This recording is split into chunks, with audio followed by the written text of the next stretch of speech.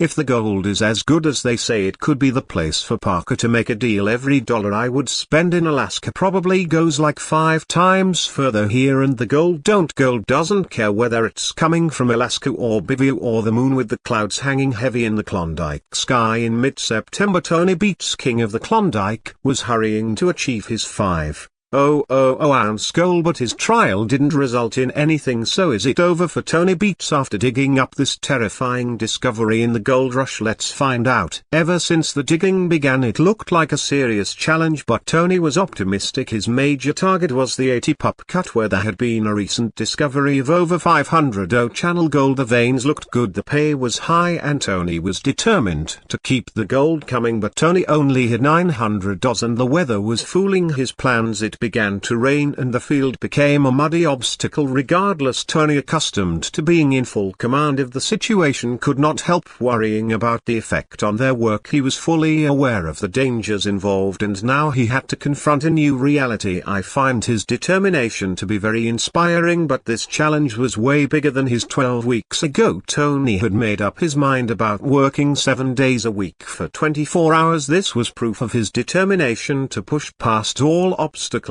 One thing he did was double their flow of water from the Trimmel to settle with the surroundings. It was certainly an even bolder undertaking. The object was simple: more gold. Tony is always ambitious, bore responsibility for matters that had occurred earlier in the year, but the settling ponds were inadequately reinforced and there were already signs of trouble. The team reported over the radio that several docks had broken. To deal with that, Tony faced a difficult decision. He had to close up shop so he could raise and anchor the docks. It was a move that had to be made, but it cost valuable time in the gold rush. Still, they kept working and sweating to prevent water from getting where it shouldn't, because the 80 pup cut couldn't wait. With the water levels once more on the rise, Tony was fighting against them. There was no way he could allow the weather to determine his mining fortune. He emphasized sternly that you don't want to mess with your pawns. Tony issued orders for his staff to embark on the task as a matter of urgency.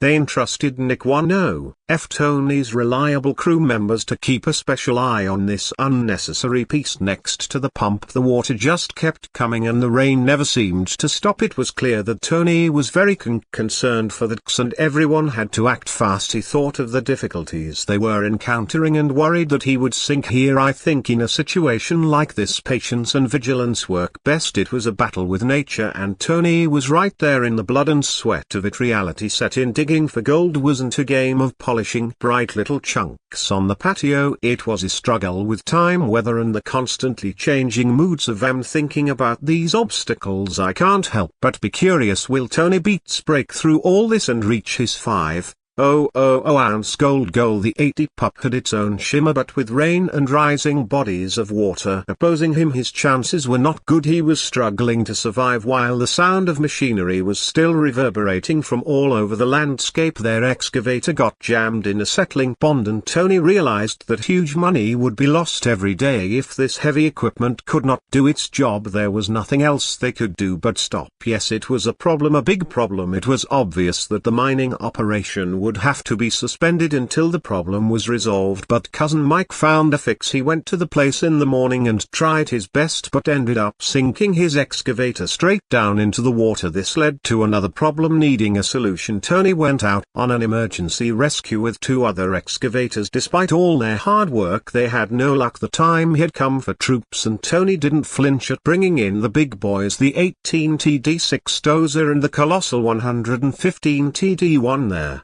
question then was how to get that stubborn excavator out of the muddy bog. With his many years of mining experience, Tony made a plan that unfolded with precision. The first step was to bail out the water. For this purpose, a heavy piece of equipment, the D6 dozer, was mobilized to push fine tailings into the pit and form a ramp. The plan was to stabilize the ground under the stalled excavator in preparation for the big wrestler to pull it out. After that, the colossal 115 TD 1850 horsepower rescue mission star was used to go on patrol and see if it could help. Tony devised a way to drive the D11 onto the reinforced ramp, building a platform for this powerful machine to get up on. The goal was clear: free the 220 excavators stuck in the mud. It was obvious the situation was grave and time was limited, but every decision had a cost. Tony Beets understood the risks and thought of how to resolve the issue. I couldn't help but wonder, would Tony succeed with his plan when the engine started roaring and the machinery began turning? It